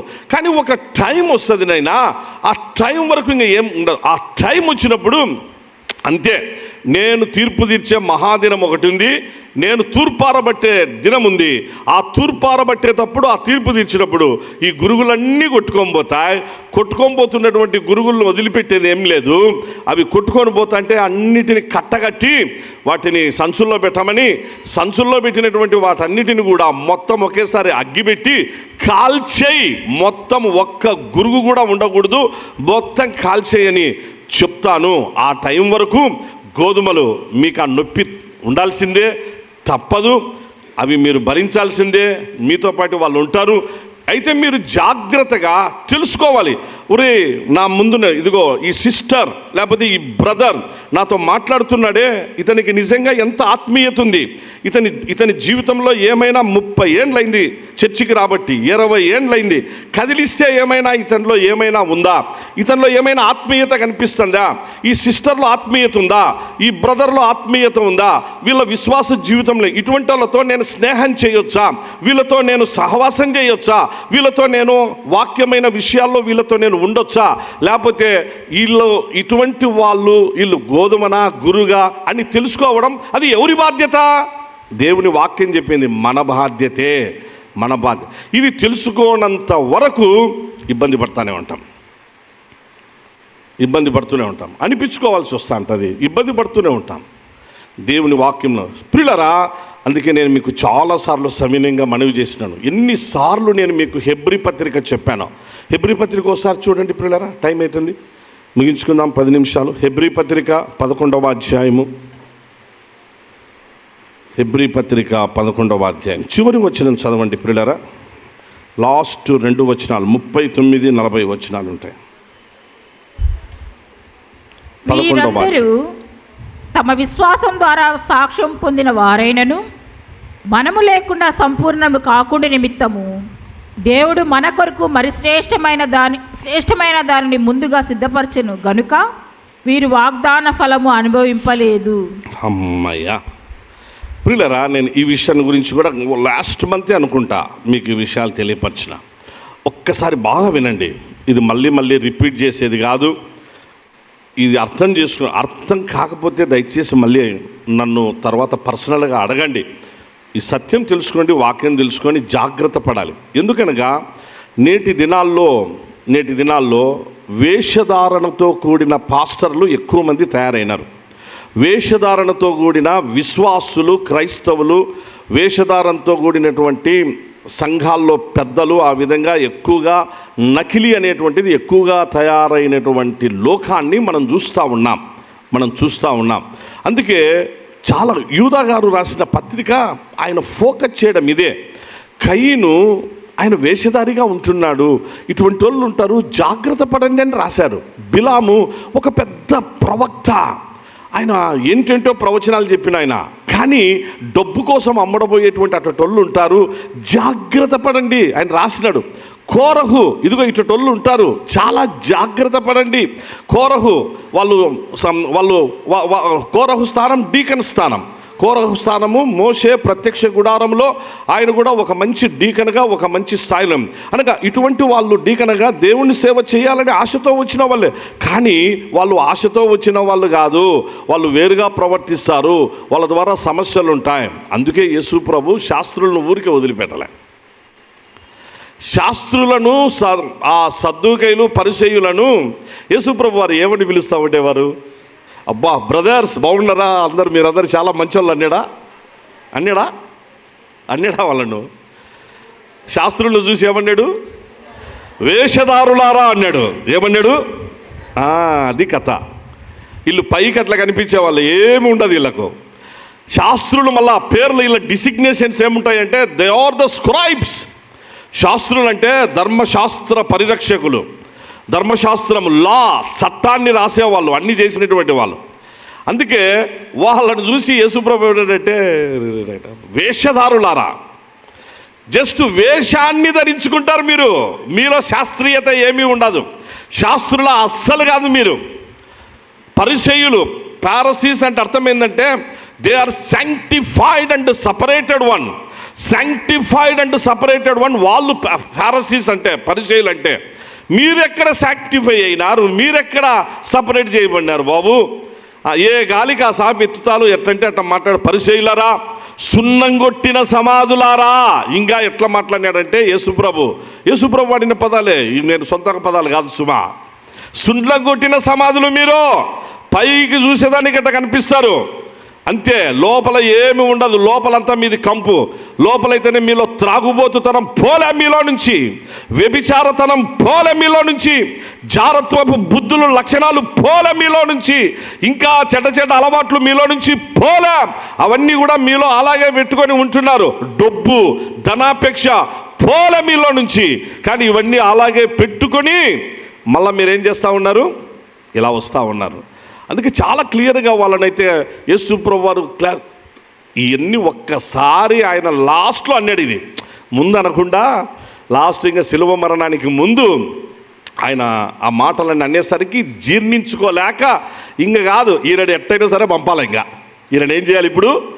ఈయన వద్దు, ఈయనను పంపాలి. ఆ వారంలోనే పంపించినారు, ఇంకా లేటు కూడా చేయలే. యేసు ప్రభు వారిని ఆ వారంలోనే కుట్ర మీద ఇంకా ఎవరు వాడుకునింది? ఎవరిని? బాగా వినాలి పిల్లరా. వాడుకునింది ఎవరిని? ఇస్కరియోతు యూదాను వాడుకున్నారు. యేసు ప్రభుకు చాలా సమీపంగా ఉండే శిష్యుడు, 12 మంది శిష్యులలో ఒక శిష్యుడు, అందులో యేసు ప్రభు దగ్గర ట్రెజరర్గా ఉండేవాడు, అనగా డబ్బు సంచి అన్ని వ్యవహారాలు చూసుకునేటువంటి వ్యక్తి. వాడుకునింది కూడా ఎవరిని వాడుకున్నారు? వాళ్ళు సాతాను ఎవరిని వాడుకున్నాడు? అతన్నే వాడుకున్నాడు. అప్పగించింది ఎవరు? కరెక్ట్గా స్పాట్ చూపించినాడు, ఇది ఇట్లా మొత్తం అని. అంటే నేను ఎందుకు ఈ మాటలు తెలియపరుస్తున్నానంటే, యుగాంతమందున్న మనకు బుద్ధి కలుగుటకాయ దేవుడి క్యారెక్టర్స్ అన్ని యూదా వారు రాసిన ఈ పత్రికలో కొంతమంది పేర్లే మనకున్నాయి. ఇప్పుడు వాక్యంలో మనం చూస్తూ ఉన్నాం అక్కడక్కడ. మామూలుగా చూస్తే పిల్లరా, అహీతోపేలు అని ఒకడు కనిపిస్తాడు. అహీతోపేలు, టైం అయింది ముగించుకుందాం. అహీతోపేలు బైబిల్లో మనం చూస్తే అహీతోపేలు దావీదు ప్రార్థన చేస్తాడు. దావీదు సమూయేలు గ్రంథం ఒకసారి జస్ట్ చూడండి, చూస్తే మీకు అర్థమవుతుంది. మీరు అండర్లైన్ కూడా చేసుకోండి, తర్వాత ధ్యానం చేయండి. సమూయేలు 2వ గ్రంథం 15వ అధ్యాయం 30-31. ఎవరైనా తీసింటే త్వరగా చదవాలి, టైం అవుతుంది. ఇంకా సమూయేలు 2వ గ్రంథం 15వ అధ్యాయం 30-31. అయితే దావీదు ఒలీవ చెట్ల కొండ ఎక్కుచు ఏడ్చుచు తల కప్పుకొని పాదరక్షలు లేకుండా కాలినడకన వెళ్ళెను. అతని యొద్దనున్న జనులందరూ తలలు కప్పుకొని ఏడ్చుచు కొండ ఎక్కిరి. అంతలో ఒకడు వచ్చి అబ్షాలోము చేసిన కుట్రలో అహీతోపేలు చేరి ఉన్నాడని దావీదునకు తెలియజేయగా, దావీదు యెహోవా అహీతోపేలు యొక్క ఆలోచన చెడగొట్టమని ప్రార్థన చేశాడు. అహీతోపేలు యొక్క ఆలోచన దేవా చెడగొట్టు, అహీతోపేలు యొక్క ఆలోచన చెడగొట్టు దేవా అని దావీదు ప్రార్థన చేశాను. జస్ట్ చాలమా, నేను సబ్జెక్ట్ 2 నిమిషాలు ఈ విషయాలు చెప్తున్నాను. అక్కడ కాంటెక్స్ట్ ఏంటంటే అహీతోపెల్ అనేటువంటి వాడు దావీదుకు మంచి అడ్వైజర్, ఒకప్పుడు స్నేహితుడు. ఎవరికి? దావీదుకు. దావీదు కంటే వయసులో పెద్దవాడు. ఎవరు ఇతను అని అంటే, ఇప్పుడు బత్షెబా ఉంది కదా, దావీదు భార్య బత్షెబా, ఊరియా భార్య బత్షెబాను దావీదు మనకు తెలుసు కదండి. బత్షెబాకు తాత, బంధుత్వరీత్యా బత్షెబాకు తాత. దావీదు రాజుగా ఉన్నప్పుడు దావీదు వయసులో చిన్నవాడు, అహీతోపెలు పెద్దవాడు. మంచి తెలివిగలవాడు కదా, కొంచెం బ్యాలెన్స్డ్గా లాజికల్గా మాట్లాడుతుంటాడు. ఇతనికి కొంత ఉంది అని చెప్పేసానని అహీతోపెల్ను తన అడ్వైజర్గా పెట్టుకున్నాడు. రాజ్య పరిపాలన విషయంలో నమ్మి అడ్వైజర్గా పెట్టుకున్నాడు. పెద్దవాడు ఉంటాడని పెడితే అహీతోపెల్ ఏం చేసినారంటే, ఇప్పుడు అదే దావీదు తన రాజ్యం పోగొట్టుకొని, సింహాసనాన్ని పోగొట్టుకొని అలా కొండ దగ్గరికి పోయి ఎండలో ఆ కొండ పైకి ఎక్కుతూ తన చెమట కారిపోతూ ఉంటే, ఆ పైకి ఎక్కేటప్పుడు ఆయనతో పాటు వచ్చిన జనులందరూ కూడా కొండ ఎక్కుతా అంటే, యెరూషలేము ఆ పైన కొండ ఎక్కుతూ ఉంటే ఏడుస్తూ కొండెక్కేటట్టు చేసినాడు ఈ గనుడు. ఎందుకనంటే అబ్షాలోము, దావీదు కుమారుడు అబ్షాలోమును రెచ్చగొట్టింది ఇతనే, కుట్రకు దారి తీపిచ్చిండేది ఇతనే. చేసి ఏం చేస్తున్నాడు అని చెప్పేసానంటే, మీ నాయన ఇట్లా దావీదు దగ్గర మళ్ళా బాగుంటాడు, దావీదు దగ్గర బాగుండి దావీదు అన్నీ ఎవరు తీసుకొని పోయి చెప్పినాడు కుట్రలో. ఇప్పుడు అదే కదా కుట్ర అనే మాట ఉందిమా, అదే పదం ఉందా? కుట్ర అనే పదం ఉందా లేదా బైబిల్లోనా? ఉంది. అనగా కుట్ర, సో ఆ ప్లాట్ అంటారు దాన్ని. ఆ కుట్రకు అనగా ఒక ఇంటిలో తండ్రి కొడుకుల మధ్య సమస్యను తెచ్చేవాడిని అహీతోపెలు అంటారు. బాగా గుర్తుపెట్టుకోండి.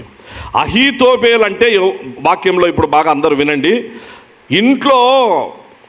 ఇంట్లో ఉండే రక్త సంబంధానికి, ఇంట్లో ఉండే ఒకరికొకరికి ఈ సమస్యలు తీసుకొని వచ్చి వాళ్ళ మధ్య భేదాభిప్రాయాలు పుట్టించి, అన్నదమ్ముల మధ్య, తల్లిదండ్రులు పిల్లల మధ్య అలా కుటుంబంలోనే సమస్యలు తీసుకొని వచ్చి ఇలా దేవునికి దూరం చేసి అన్నిటికీ దూరం చేసే మనస్తత్వం కలిగిన వాళ్ళను అహీతోపెలు అంటారు.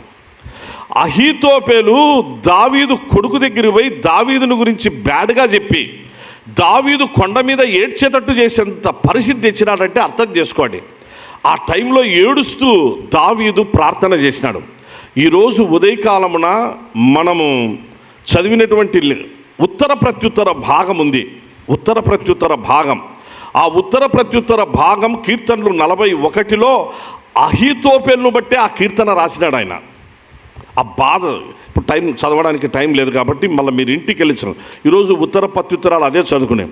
అహీతోపెలు ఎంతగా వాళ్ళ ఇంటిని డిస్టర్బ్ చేసి రాజ్య పరిపాలనను విచ్ఛిన్నం చేసి లాస్ట్కు ఏమైపోయినారంటే, ఇది తెలిసిన తర్వాత దావీదు ఒకటే ఒక ప్రార్థన చేసినాడు, ప్రభువా దయచేసి వాడు చాలా కుట్ర చేస్తాడు, వాని కుట్రలో నుంచి ఈ రాజ్యాన్ని ప్రజలను తప్పించు, అహీతోపెలు ఆలోచన చెదరగొట్టు ప్రభువా, రాంగ్ రూట్లోకి తీసుకెళ్తున్నాం, చెదరగొట్టు ప్రభువా. ఒకటే ప్రార్థన. ఆ ప్రార్థన జరిగిన జస్ట్ 2 days, 2 రోజులు ప్రియులారా, 2 రోజులకు అహీతోపెలు ఊరేసుకొని చచ్చిపోయినాడు.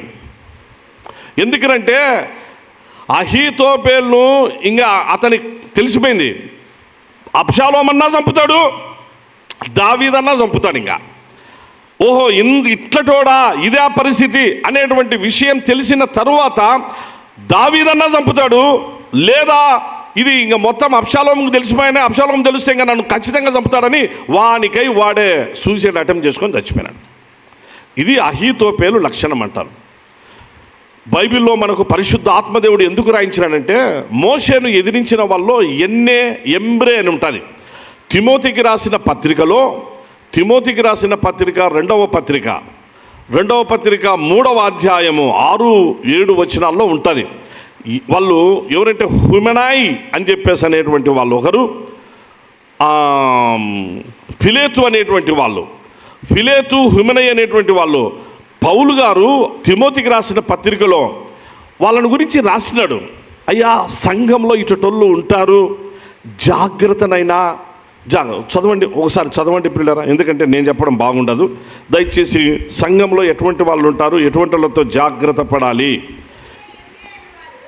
ముందుగా 2వ అధ్యాయం చదవండి మా. 2వ అధ్యాయము తిమోతికి రాసిన 2వ పత్రిక 2వ అధ్యాయం 16, 17, 18 కలిసి ఉంటాయి. అపవిత్రమైన వట్టి మాటలకు విముఖుడవై ఉండుము. అట్టి మాటలాడు వారు మరి ఎక్కువగా భక్తిహీనులగుదురు. కొరుకుడు పుండు ప్రాకినట్టు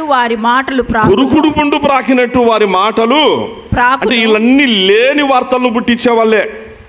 లేని వార్తలను పుట్టించి దాన్ని స్ప్రెడ్ చేసి ఆ విధంగా సంఘాన్ని అలాగో అందరినీ అలా ఇబ్బంది పెట్టేవారు. తిమోతికి చాలా క్లియర్గా పౌలు గారు సంఘం విషయంలో ఎంత జాగ్రత్తగా ఉండాలో తిమోతికి రాస్తా ఉన్నాడు. ఆ 2వ అధ్యాయం 1వ వచనం చదువునైనా. నా కుమారుడా, క్రీస్తు యేసునందున్న కృప చేత బలవంతుడవు కమ్ము. నీవు అనేక సాక్షుల ఎదుట నా వలన వినిన సంగతులు చాలమా చూసానంటే ఎంత ఆయన అనగా ఎంత ప్రత్యేకమైన దృష్టి పెట్టి పౌలు గారు పరిశుద్ధాత్మ ప్రేరణతో తిమోతికి రాస్తున్నాడు. నైనా, క్రీస్తు యేసునందు కృపలో నువ్వు బలవంతుడిగా ఉండు, ప్రార్థన చేసుకో, వాక్యం నేర్చుకో, వాక్యం నేర్చుకుని అట్లా ఉండు. ఇదంతా కూడా ఇంటోళ్ళు ఉంటారు, జాగ్రత్త, కొరుకుడు పుండు ప్రాకినట్లు వాళ్ళ ఎన్ని పాకుతూ ఉంటాయి, జాగ్రత్తగా ఉండని చెప్పేసని ఇప్పుడు వాళ్ళని గురించి మాట్లాడుతున్నాడు. 17వ వచనం చదువుమా. కొరుకుడు పుండు ప్రాకినట్టు వారి మాటలు ప్రాకును, వారిలో హుమెనాయును ఫిలేతును వాళ్ళు ఏం చెప్తారు, వారు పునరుత్థానము గతించనని చెప్పుచు సత్యము విషయము తప్పిపోయి కొందరి విశ్వాసమును చెరుపుచున్నారు. సంగతి అందరి విశ్వాసాన్ని వాళ్ళు ఏం జరపలేరు, కొందరిని మాత్రమే చెరుపుతారు. వాళ్ళు ఏం చెప్తున్నారంటే, నేను చెప్పింది పునరుద్ధానాన్ని గురించిన ఉన్నత ఉపదేశం ఒకటి, సత్యం ఒకటి, వీళ్ళు దీనికి భిన్నమైనటువంటిది చెప్పుతూ అలా సంఘాన్ని, దేవుని ప్రజలను దూరం చేస్తున్నారు. చాలా క్లియర్గా 3వ అధ్యాయము 7, 8 వచనాలైనా. పాపభరితులై నానా విధములైన దురాశల వలన నడిపింపబడి ఎల్లప్పుడూ నేర్చుకొనుచున్నను సత్యమైన అనుభవ జ్ఞానము ఎప్పుడునూ పొందలేని అవివేక స్త్రీల యొక్క ఇళ్లలో చొచ్చి వారిని చెరపట్టుకొని పోవు వారు వీరిలో చేరిన వారు. ఎంబ్రే అను వారు మోషేను ఎదిరించినట్టు వీరును చెడిన మనసు కలిగి విశ్వాస విషయంలో భ్రష్టులై సత్యమును ఎదిరింతురు. చూసారా, ఎంబ్రే చివరిగా అదే పత్రిక, తిమోతి పత్రిక లాస్ట్ అధ్యాయం 4వ అధ్యాయము 12, 13, 14 కలిసి ఉంటాయి.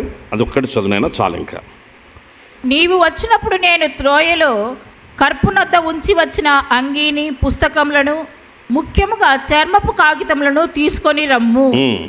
అలెగ్జాంద్రు కంచరివాడు నాకు చాలా కీడు చేశాను. పౌలు గారు ఎంత బాధతో చివరి దినాల్లో ఆయన రాస్తున్నాడంటే చివరి మాటలు ఇవి, చివరి మాటలు పౌలు గారు చదువు. అతని క్రియల చొప్పున ప్రభు అతనికి ప్రతిఫలం ఇచ్చును. అతని విషయమే నీవును జాగ్రత్తగా ఉండుము. అతడు మా మాటలను బహుగా ఎదిరించెను. రైట్, చాలా అంటాను. ఒక అలెగ్జాంద్రు, ఒక ఒక ఎంబ్రే, ఒక హుమెనాయ్, ఒక ఫిలేతు, ఇలాంటి వాళ్ళు అనగా పాత నిబంధన గ్రంథంలో మోషే కాలంలో ఎంబ్రే, అలా మోషే కాలంలో ఒక బిలాము, మోషే కాలంలో ఒక కోరహు, ఇలాంటి పరిస్థితులు మనం దేవుని యొక్క వాక్యంలో త్వరగా క్రొత్త నిబంధనలో పౌలు గారి కాలంలో ఒక అలెగ్జాంద్రు, ఒక హుమెనాయ్, ఒక ఫిలేతు, ఇలాంటి వాళ్ళందరూ కూడా. అందుకే చాలా క్లియర్గా ముగింపు వేళ నేను మీకు సవినయంగా మనవి చేస్తున్నా, దయచేసి ఏ మనుషుని వైపు చూడొద్దు నాయనా. సో కాల్డ్ ఈ ప్రపంచంలో ఎవరైనా కావచ్చు, ఏదైనా కావచ్చు, ఎవరి వైపు. అందుకే నేను హెబ్రీ పత్రిక 11వ అధ్యాయము మీకు స్పష్టంగా దాన్ని చూపించింది, అందుకే చివరి వచనాలు చదివించింది. అందుకే ఇది వినండి, ఇక్కడ మనం ఆగిపోదాం. 12వ అధ్యాయం 1వ వచనం చదవండి. ఇప్పుడు 1వ వచనం చదివి ఇంకా మనము ఇక్కడ ఆగిపోదాం. 12వ అధ్యాయం 1వ వచనం, హెబ్రీ పత్రిక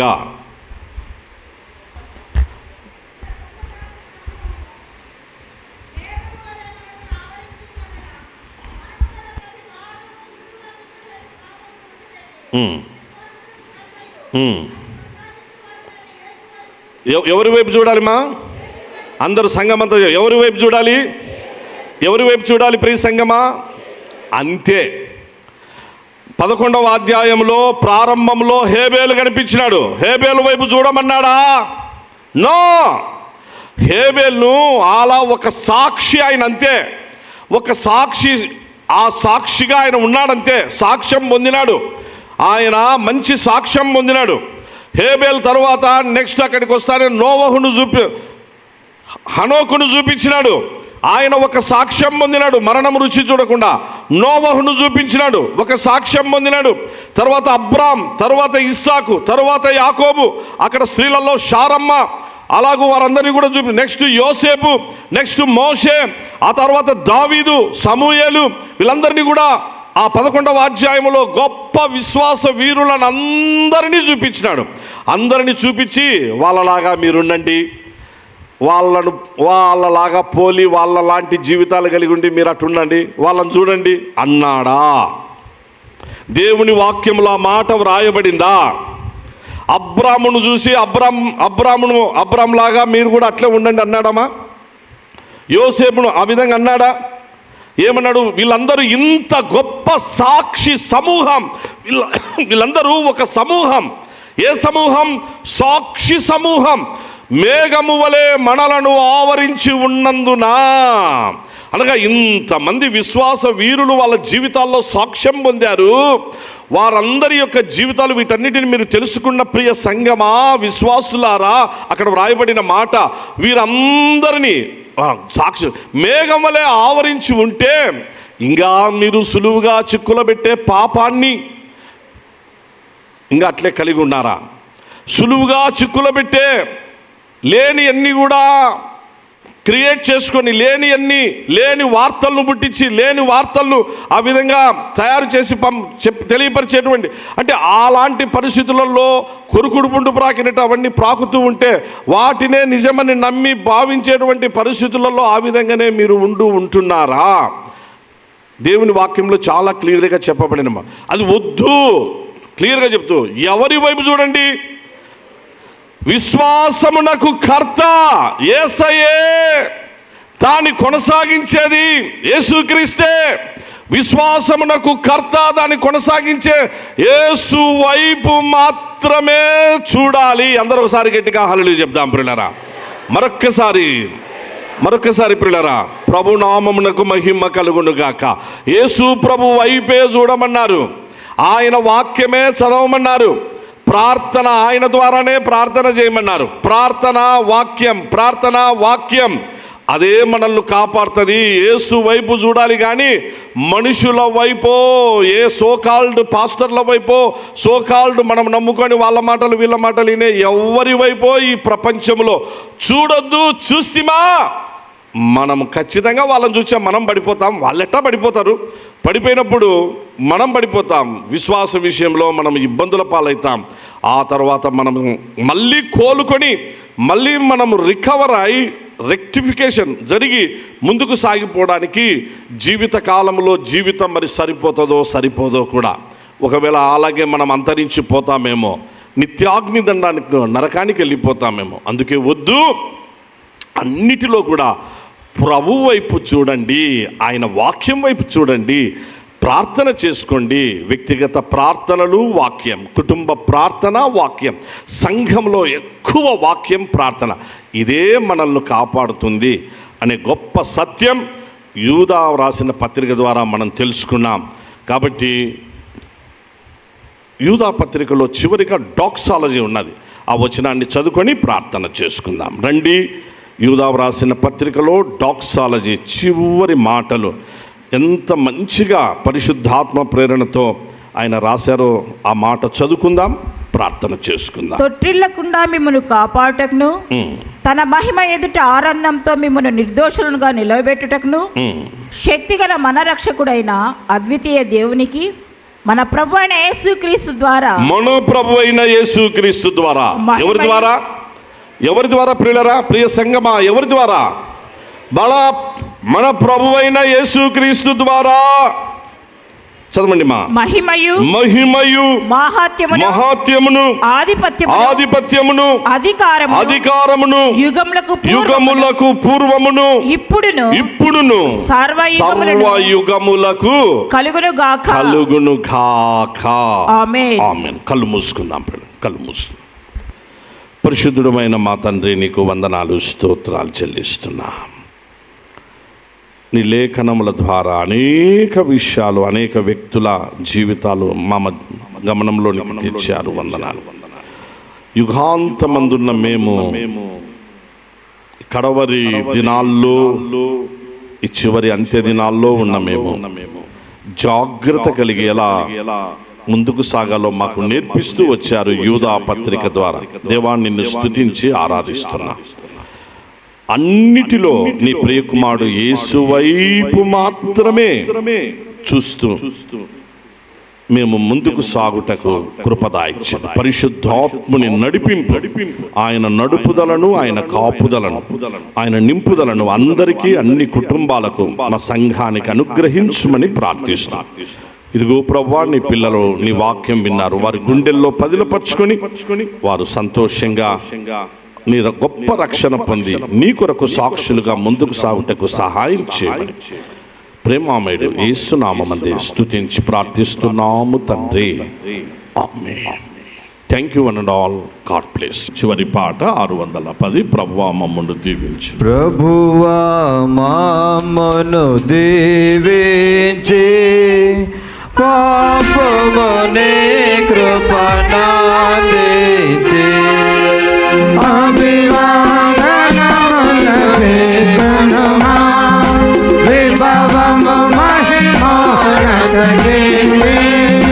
యుగ యుగములకు నీ భక్త యుగ యుగములకు నీ భక్త పగతుర ప్రేమే చెడు శక్తి రగవరుగును చెడినాంతి నిగులాందయ చేయుము దేవా జగదే కుమారా కీర్తి యుగ యుగములకు నీ భక్త యుగ యుగములకు నీ భక్త గుడిలో వినని వాక్యము మా గుండెల బదిరము చేయగను గుడి బయటను నాచారములు నడవగ తోడ్పడుము కీర్తి యుగ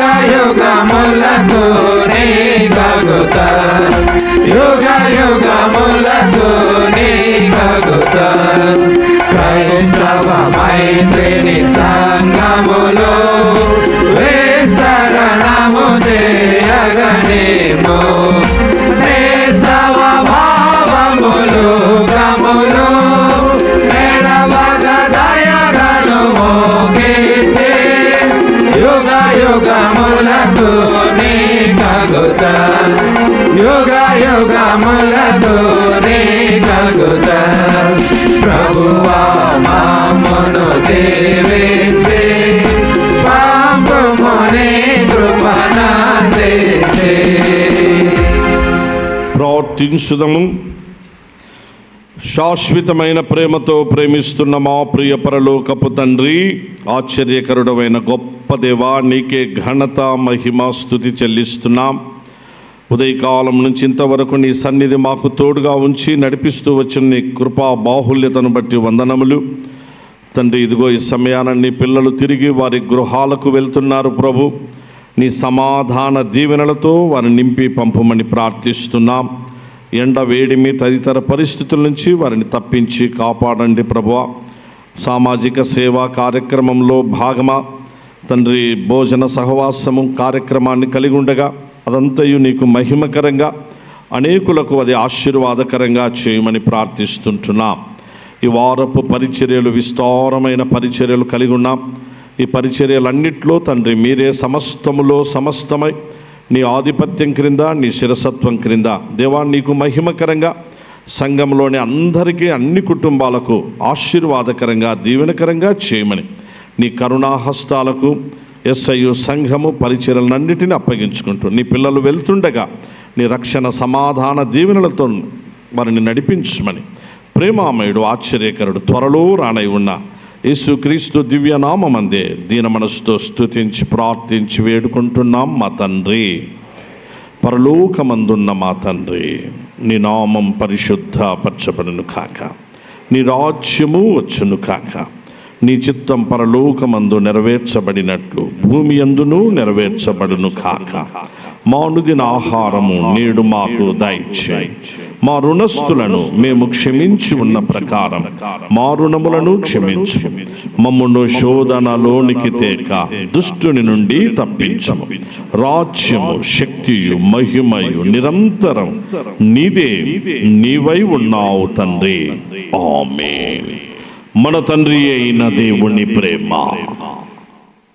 కుమారుడైన యేసుక్రీస్తు కృప, ఆదరణకర్త పరిశుద్ధాత్ముని నిత్య సన్నిధి, నిత్య ఆశీర్వాదము ఈ ప్రత్యేక పరిశుద్ధ ఆరాధనలో పాలి భాగస్థులైన మీ అందరి మీదను, కుటుంబముల మీదను, ఎస్ఐయు సంఘ పరిచర్యలు, సార్వత్రిక సంఘ పరిచర్యలన్నిటి మీదను సర్వదా తోడై కాపాడు కాక. ఆమేన్. పితృపుత్ర శుద్ధాత్మాలై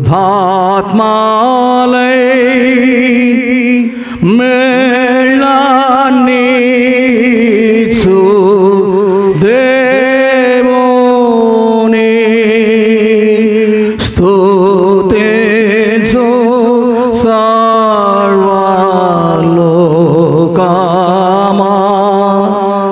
స్తుతించు దివ్య సైన్యమా. ఆమేన్. అందరికీ వందనాలు. God bless you all. అందరూ సమాధానంగా సెలవు తీసుకోవాలని మనవి చేస్తున్నాం.